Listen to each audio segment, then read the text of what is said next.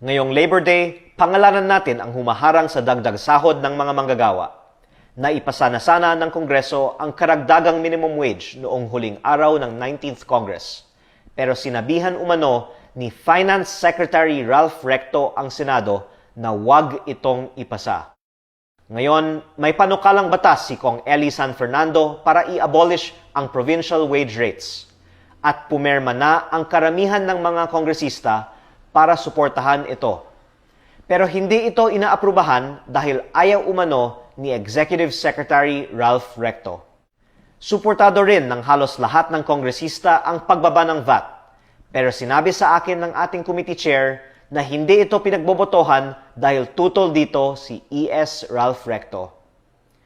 Pangalanan natin ang humaharang sa pagtaas ng sahod at pagbaba ng buwis para hindi na ito kayang harangin ng hindi nagpapaliwanag sa harap ng sambayanang Pilipino.